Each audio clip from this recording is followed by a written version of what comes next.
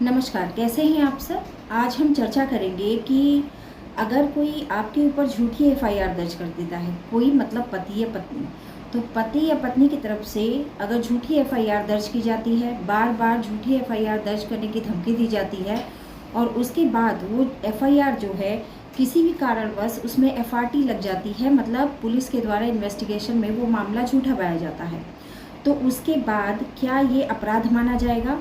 तो आपको बता देना चाहती हूँ कि इलाहाबाद हाई कोर्ट का एक बहुत बड़ा जजमेंट आया है अभी 28 अगस्त 2024 को, जिसमें हाई कोर्ट ने ये कहा कि पति या पत्नी की तरफ से झूठे केस दर्ज करना जो है वो क्रूरता माना जाएगा।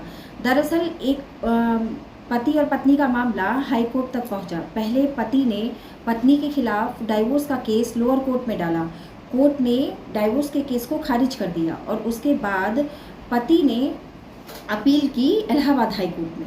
इलाहाबाद हाई कोर्ट के द्वारा ये कहा गया कि पत्नी के द्वारा जो झूठा एफआईआर दर्ज किया गया है पति के ऊपर, वो क्रूरता की कैटेगरी में आएगा। दरअसल मामला ये था कि एक पति और पत्नी की 1992 में शादी होती है। 1992 में शादी के बाद पत्नी जो है 94 तक पति के साथ रहती है। उनका कोई बच्चा या औलाद भी नहीं होती है और उसके बाद पत्नी बिना वजह घर छोड़कर चली जाती है, जिसके पीछे कोई रीज़न नहीं होता है। और पत्नी जब घर छोड़कर चली जाती है तो पति बहुत प्रयास करते हैं ताकि वो पत्नी को वापस ले आ सकें। सेक्शन 9 का भी केस करते हैं, लेकिन उसके बाद भी पत्नी वापस नहीं आती है।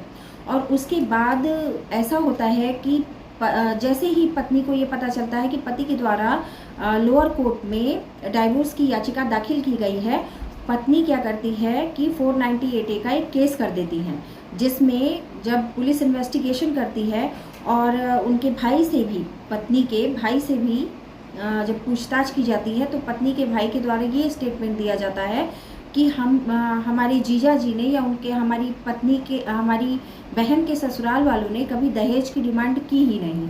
उसके बाद पुलिस के द्वारा उस इन्वेस्टिगेशन को फॉल्स पाया जाता है और साक्ष्य की कमी के आधार पर एफआरटी कर दिया जाता है। एफआरटी देखिए, मतलब कि केस को खारिज कर देना। अब अगर केस इस वजह से खारिज होती है कि आपने कोई समझौता कर लिया है और समझौते के आधार पर पति पत्नी के केस को ख़त्म कर दिया जाता है, तो ये मामला दूसरा होता है।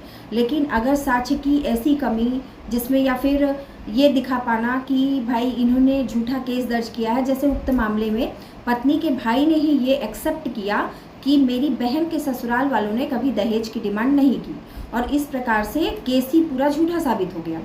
तो इसको आधार बनाते हुए पति जो है देखिए, पति और पत्नी का रिश्ता हिंदू मैरिज एक्ट के हिसाब से केवल फिजिकल इंटीमेशन का होना ही शादी नहीं है, बल्कि एक दूसरे के दुख सुख में खड़े होना, साथ देना, ये भी जो है विवाह ही माना जाता है। मतलब इसे ही विवाह का पूरा रूप कहा जाता है कि आप अपनी पति या पत्नी का साथ दे रहे हैं।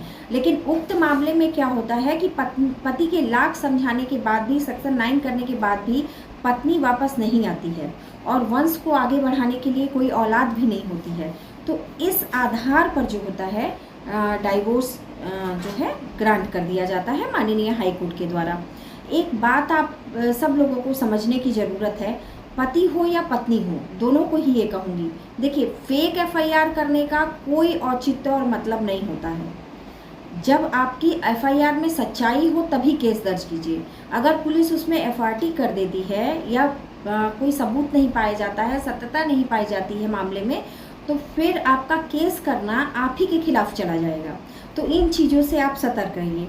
और जब पति ने डाइवोर्स का केस दाखिल कर दिया, उसके बाद पत्नी के द्वारा 498A किया गया, तो वो ये साबित करता है कि इन्होंने धमकी दिया होगा कि आप अगर डाइवोर्स दे देंगे तो हम 498A का केस करके आपको फंसा देंगे, दहेज के झूठे मुकदमे में आपको फंसा देंगे।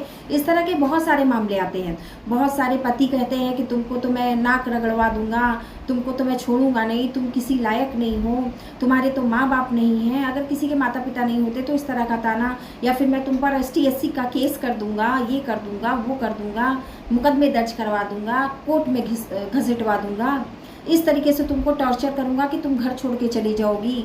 और फिर उसके बाद केस भी लगातार दर्ज कर देते हैं क्रूअल्टी साबित करने के लिए, और वो केस अगर फाइनली एफआरटी हो जाती है, खारिज हो जाती है, इन्वेस्टिगेशन में उसमें कोई सत्यता नहीं पाई जाती, तो फिर उस केस वो फिर आप अपनी पत्नी के साथ जो है क्रूअल्टी कर रहे होते हैं। और ये जो होता है आधार हो जाता है, एक तो डाइवोर्स का भी आधार होता है, दूसरा अगर आप झूठा केस करके पत्नी से डाइवोर्स लेना चाहते हैं तो आपका डाइवोर्स भी सस्टेन नहीं करेगा, खारिज हो जाएगा। तो ये बहुत नॉर्मल सी बात है जो लोगों को बताना बहुत ज़रूरी मैंने समझा, इसलिए मैंने आप लोगों को बताया। आशा करती हूँ जो जानकारी मैंने आपको दी है वो आपके लिए लाभप्रद सिद्ध होगी। फिर मिलेंगे, नमस्कार।